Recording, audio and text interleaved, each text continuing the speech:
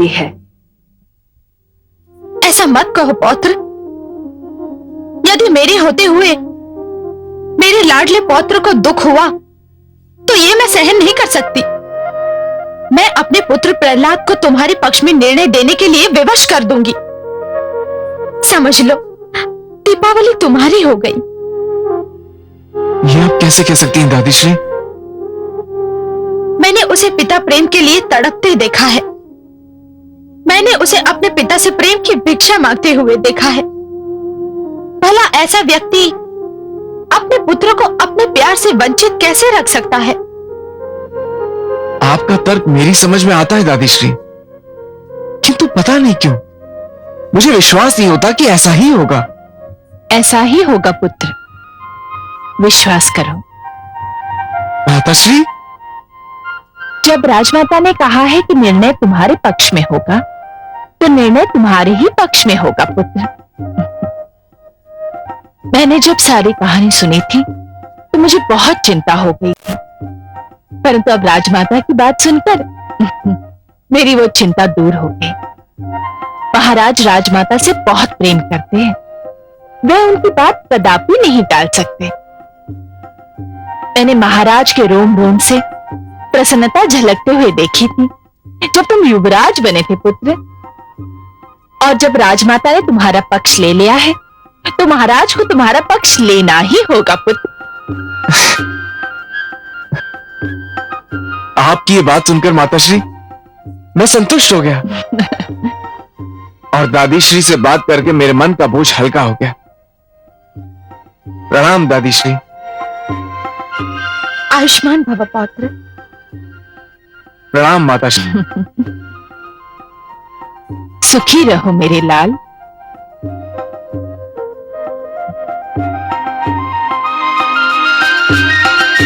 अपने लाडले पौत्र के मुख पर चिंता की लकीरें देखकर मैं तड़प उठी थी पुत्रवधू।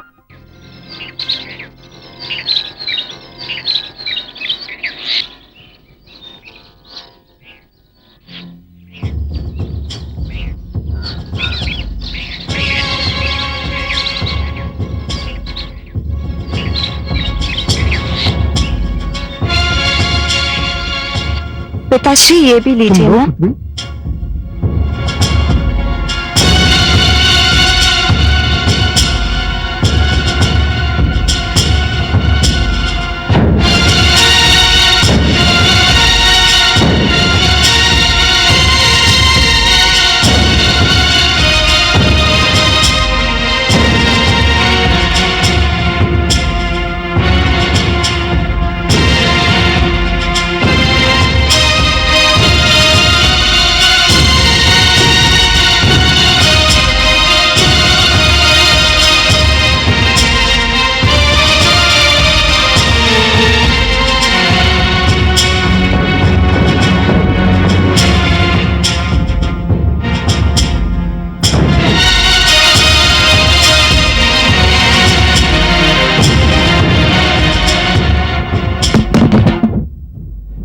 कौन है?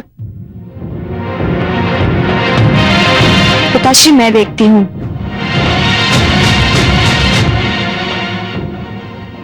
कौन है? कौन है? कौन था पुत्री? पता नहीं पिताश्री।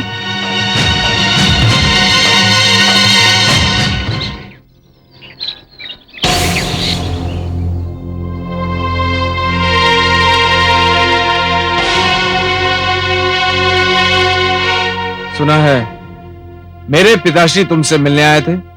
तुमने सत्य सुना है मित्र, तुम्हारे पिताश्री मुझसे मिलने आए थे। क्यों? मुझसे यह पूछने के लिए कि दीपावली को तुम्हारे अथवा मेरे लिए चुनने के लिए उन्हें अपना न्यायाधीश बनना मुझे स्वीकार है या नहीं। तो तुमने क्या कहा? मैंने उनसे कहा कि मुझे उनका न्यायाधीश बनना स्वीकार है। मुझे तुमसे सहानुभूति हो रही है ऋषि पुत्र। क्यों? क्योंकि ऐसा करके मानो तुमने आत्महत्या कर ली हो। अर्थात तुम नहीं जानते मेरे पिताश्री अपने मन में मेरे प्रति कितना स्नेह रखते हैं। वो मेरे विरुद्ध कदापि निर्णय नहीं देंगे।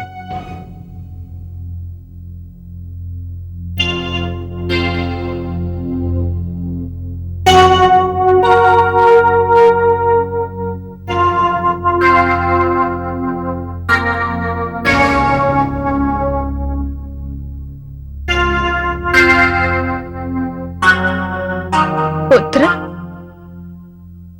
माते आप। प्रणाम माते। आयुष्मान भव पुत्र। आपने क्यों कष्ट किया माते? कोई कार्य था तो मुझे बुलवा लिया होता। मैं तुमसे कुछ मांगने आई हूं पुत्र। आप मेरे प्राण मांग लीजिए माते। मेरा जीवन तो आपके प्रेम का दिया हुआ दान है। आपके लिए मेरे प्राण भी चले जाएं तो भी मैं यही समझूंगा कि मेरा पुत्र धर्म अभी पूरा नहीं हुआ। ईश्वर ना करे मैं अपने प्रिय पुत्र से उसके प्राण मांगू, परंतु मैं तुमसे जो मांगने आई हूं वह तो तुम्हें देना ही पड़ेगा पुत्र। मैं तुमसे तुम्हारे प्राण प्रिय के लिए कुछ मांगने आई हूं। आदेश दीजिए माते, क्या चाहती हैं आप? अपने पौत्र के मन का सुख और उसके प्रेम की रक्षा। अर्थात यही कि मेरा पौत्र विरोचन ऋषि वत्स की पुत्री दीपावली के प्रेम में उतावला हो रहा है। यदि उसे दीपावली ना मिली तो उसका सुख छीन जाएगा। और सुधनवा, वो भी तो किसी का पुत्र है ना माते?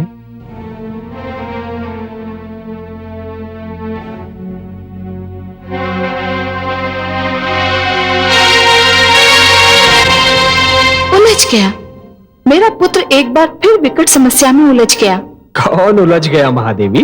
मेरा प्रहलाद, और कौन?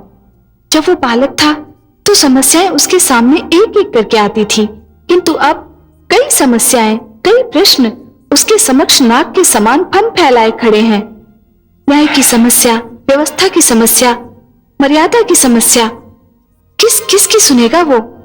महादेवी, आपका पुत्र एक राजा है और इसीलिए वो ब्रह्मा जी की तरह 4 मुखों वाला या मेरी तरह 4 भुजाओं वाला नहीं है। उसे तो सब कुछ अकेले ही करना पड़ता है। मुझे तो लगता है कि आपका पुत्र प्रहलाद इस समस्या को भी सरलता से सुलझा लेगा। नहीं कमल नयन, लगता है उसके प्रति आपका स्नेह कुछ कम हो गया है। हे पद्मनाभ, आप वो नहीं देख रहे जो मैं देख रही हूँ। कन्या दीपावली, उसके पिता और तो और अंगिरा पुत्र सुधनवा ने भी उसके समक्ष श्रेष्ठता का चुनाव करने की चुनौती रखती है, किंतु योग्यता का आधार क्या होगा? विरोचन पुत्र प्रहलाद को अत्यंत प्रिय है। राजमाता कयाधु का भी वो लाडला है। एक और स्नेह संबंधों की बेड़ियां तो दूसरी ओर न्याय की मांग। महादेवी, यदि आप पुत्र प्रहलाद की कोई सहायता करना चाहती हैं तो मैं आपको नहीं रोकूंगा। यही तो समस्या है कमल नयन। श्रेष्ठता के चुनाव में एक ओर राजमहल का वैभव है तो दूसरी ओर आश्रम की पावनता। एक ओर बल है तो दूसरी ओर साधना। एक ओर समस्त सुविधाएं हैं तो दूसरी ओर अपार शांति। एक ओर अधिकार ही अधिकार है तो दूसरी ओर समर्पण ही समर्पण।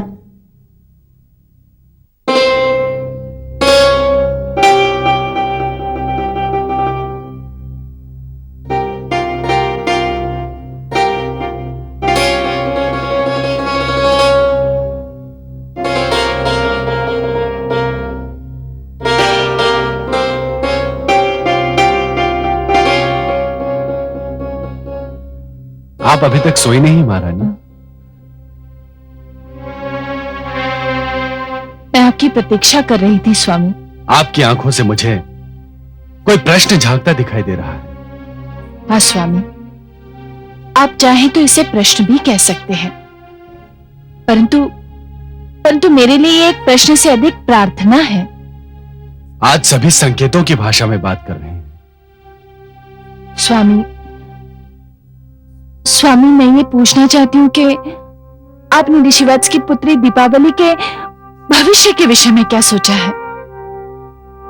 परंतु मुझे तो समस्त प्रजा के बारे में सोचना पड़ता है।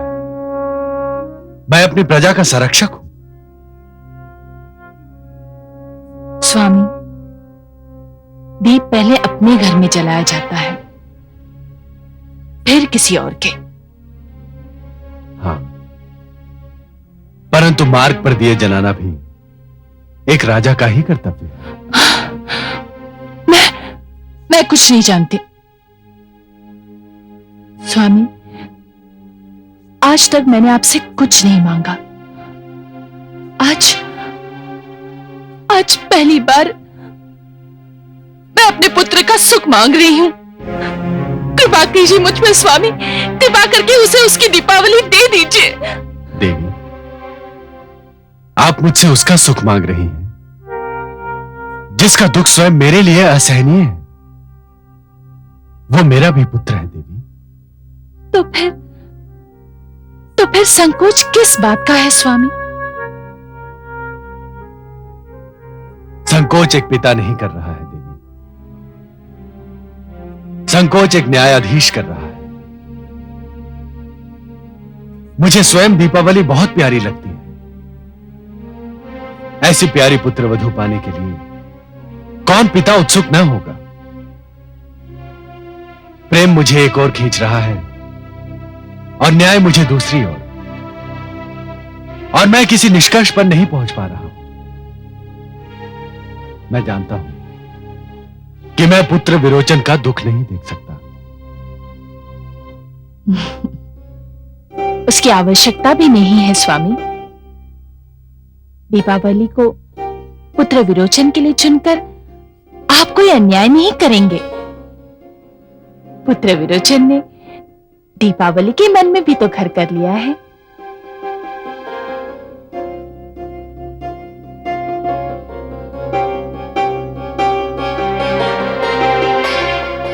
मुझे सोचने दीजिए देवी, मुझे इस उलझन से निकलने का मार्ग ढूंढ लेने दीजिए।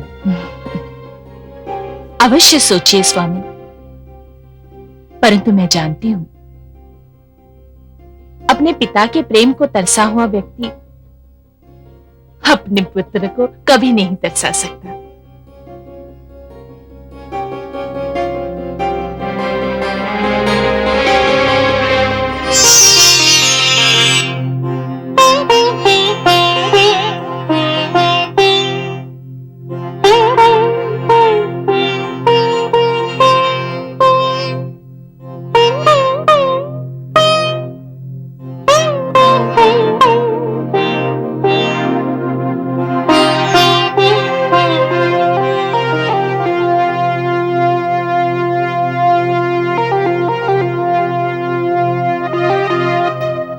क्या बात है महादेवी, किसी गहरी चिंता में लीन हैं आप?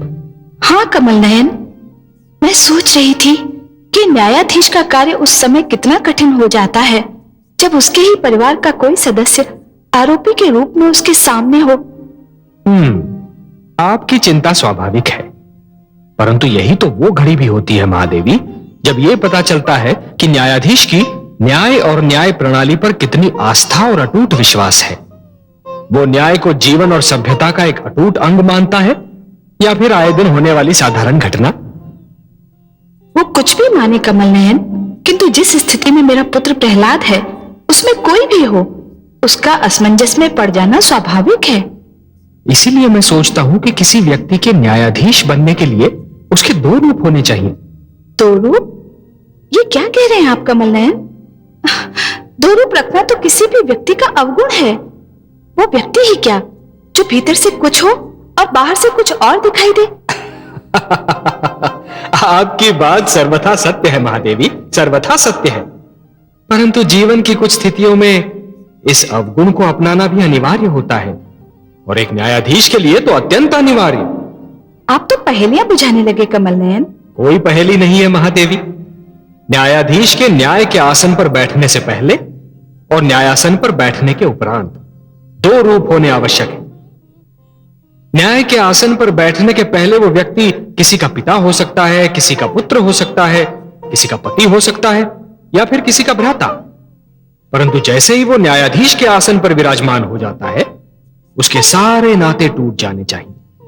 उसे केवल न्यायाधीश रहना चाहिए और यदि ऐसा ना हुआ महादेवी, तो कभी धन के लोभ से या कभी नातों की महत्ता से उसके पांव डगमगाने लगेंगे। न्याय प्रणाली पर भ्रष्टाचार का अधिकार हो जाएगा।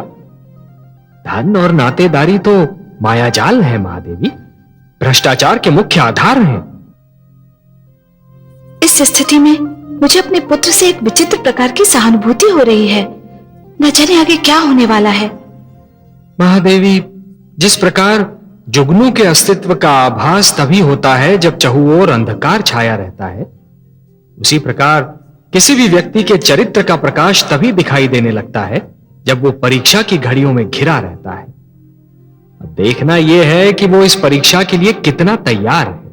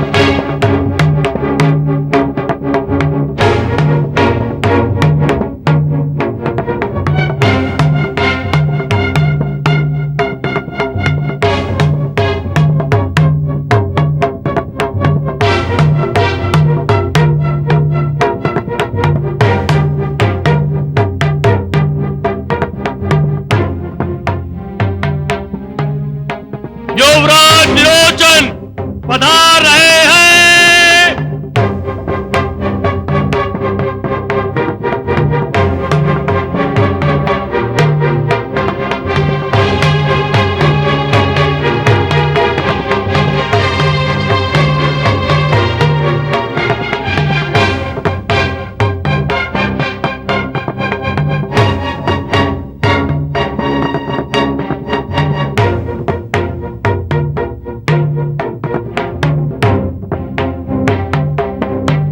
नहीं विरोचन,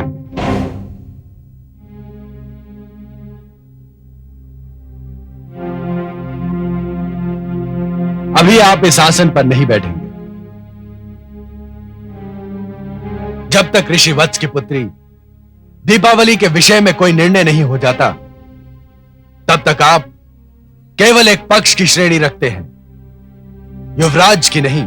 मुझे आपत्ति है महाराज। मुझे भय है कि आप परंपराओं की अवहेलना कर रहे हैं। परंपरा अनुसार विरोचन का युवराज के रूप में अभिषेक किया जा चुका, किंतु मैं उस परंपरा को तोड़ चुका हूं।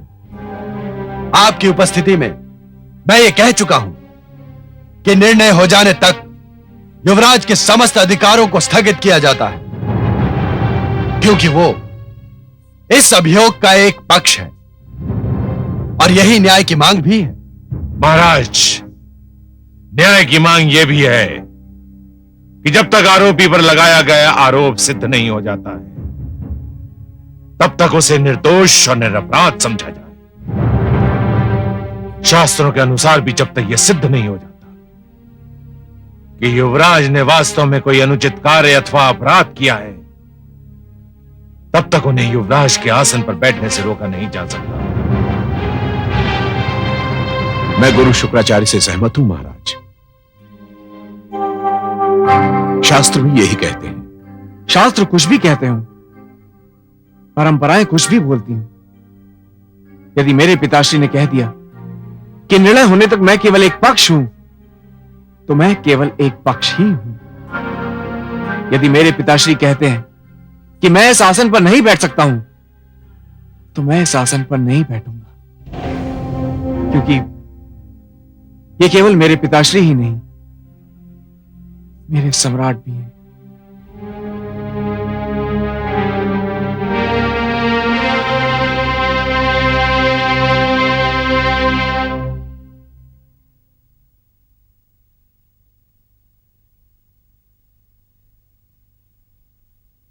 मेरे समक्ष एक जटिल समस्या है।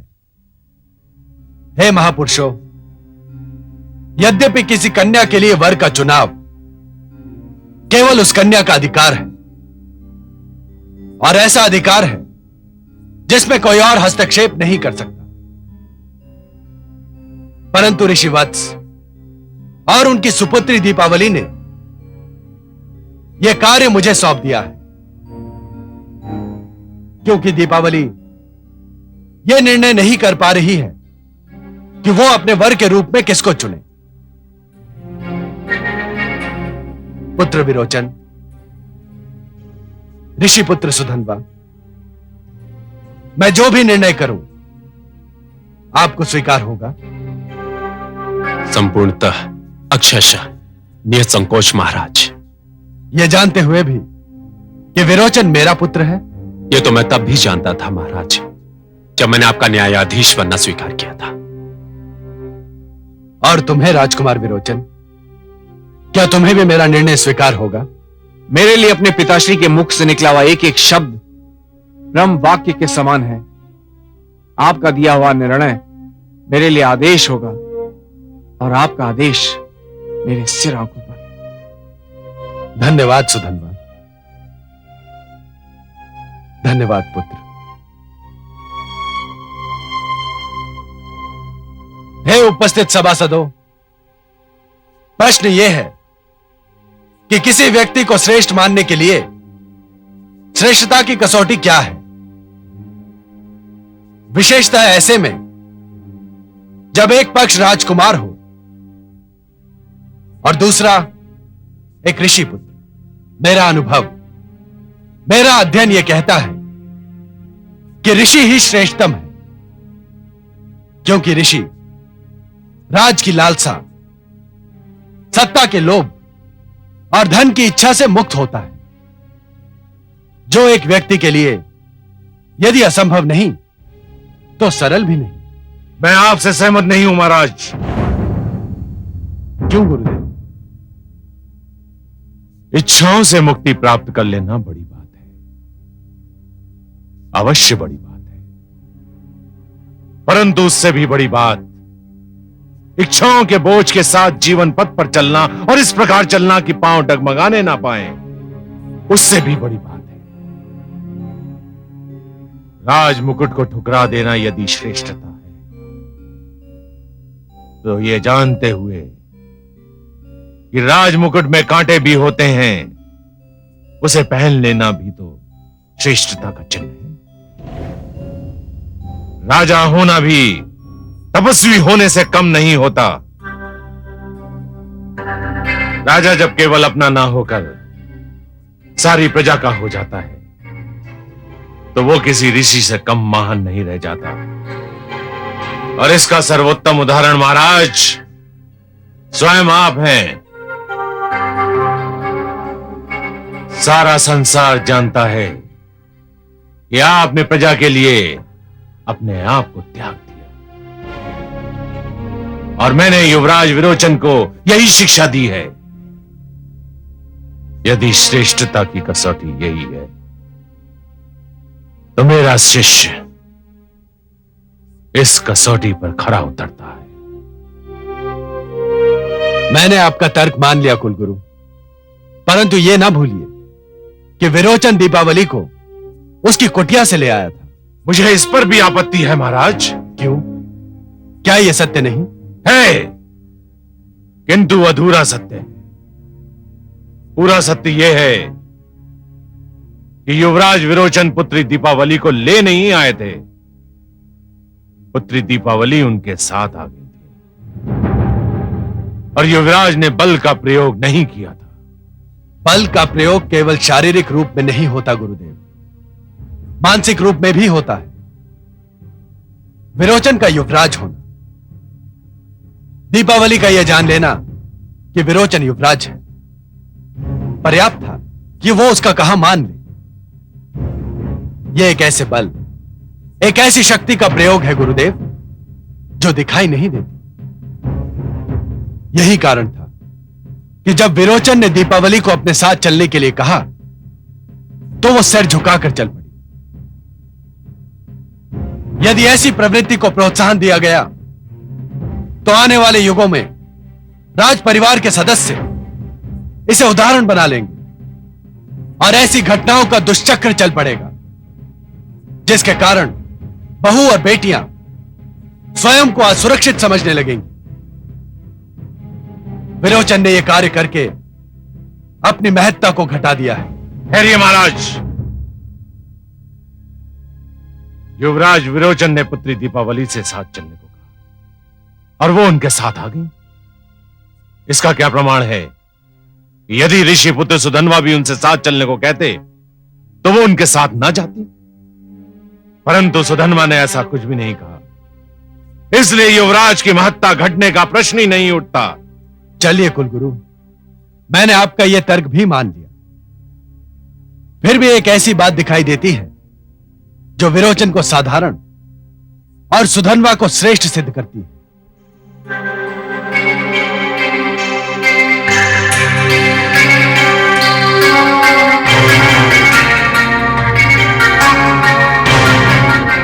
दीपावली विरोचन और सुधन्वा दोनों को भा गई थी और विरोचन उसे अपने साथ ले आया। कोई साधारण व्यक्ति भी ऐसा ही करता कि जो उसके मन को भा जाए उसे अपने साथ ले जाए। मुझे फिर भी आपत्ति है महाराज। दीपावली स्वेच्छा से युवराज के संग आई थी। तब तो सुधन्वा के श्रेष्ठ होने का एक और प्रमाण मिल गया। आप क्या कहना चाहते हैं? आपके कहने के अनुसार यदि दीपावली स्वेच्छा से विरोचन के साथ चली आई थी तो कोई साधारण व्यक्ति होता तो उसके चरित्र पर संदेह भी कर सकता था। किसी कन्या के चरित्र पर संदेह करना, उस पर लांछन लगा देना, उस पर किसी प्रकार का आरोप लगा देना, उसका भविष्य और जीवन नष्ट करने के लिए पर्याप्त है। साधारण व्यक्ति ऐसा कर सकता था, परंतु जब मैं सुधन्वा से मिला तो इस घटना के कारण मैंने उसके माथे पर एक बल भी नहीं देखा। उसके नेत्रों में देवी दीपावली के चरित्र पर संदेह की एक हल्की सी झलक भी नहीं दिखाई देती। नारी के चरित्र पर यह अटल विश्वास, उसकी स्वतंत्रता का यह आदर, उसके अधिकारों के प्रति यह सम्मान ऋषि पुत्र सुधन्वा को युवराज विरोचन से श्रेष्ठतम सिद्ध करता है। इन सब बातों को समक्ष रखते हुए मैं यह निर्णय देता हूं कि ऋषि पुत्री दीपावली का जीवन संगी बनने का वास्तविक अधिकारी युवराज विरोचन नहीं, ऋषि पुत्र सुधन्वा है।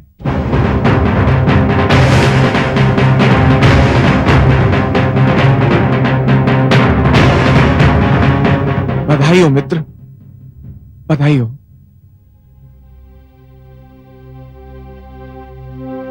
हे न्यायप्रिय महाराज, अब मुझे विश्वास हो गया कि मैंने अपने युवराज होने के अधिकारों का अनुचित लाभ उठाया।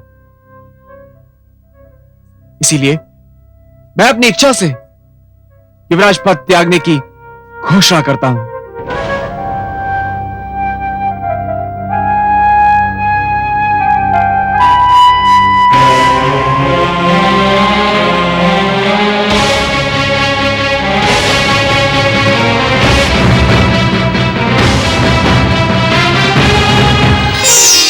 कमल नयन, कहिए देवी। धन्य है आपका पुत्र प्रहलाद, धन्य है। आज सारे संसार के साथ साथ मुझे भी उस पर गर्व हो रहा है। और क्यों न हो, जब कोई संतान किसी बड़ी परीक्षा में पूर्ण अंकों से उत्तीर्ण होती है तो माता पिता की प्रसन्नता देखने योग्य होती है महादेवी। हाँ पद्मनाभ, आज प्रहलाद ने जो कर दिखाया उससे आने वाली पीढ़ियां प्रेरणा लेंगी। उसने ये सिद्ध कर दिया कि राजधर्म के समक्ष पितृधर्म, पुत्र धर्म और पति धर्म कुछ महत्व नहीं रखता। न्याय के आसन पर बैठकर राजा केवल न्यायाधीश ही होता है। हाँ महादेवी, आज यदि प्रहलाद ने अपने पुत्र विरोचन के पक्ष में निर्णय दे दिया होता तब भी कोई उस पर अविश्वास नहीं करता, सभी उसे स्वीकार कर लेते। परंतु हमारे पुत्र प्रहलाद ने आज लोगों के उस विश्वास की रक्षा की है जो राजा बनाते समय लोगों ने उस पर किया था। उसने लोगों के विश्वास को टूटने नहीं दिया महादेवी। इस उपलक्ष्य पर मैं उसे बधाई देना चाहती हूँ। तो हम दोनों को चलना चाहिए, चले?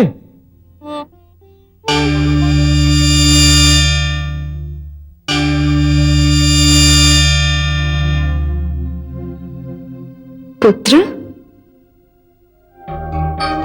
प्रभु,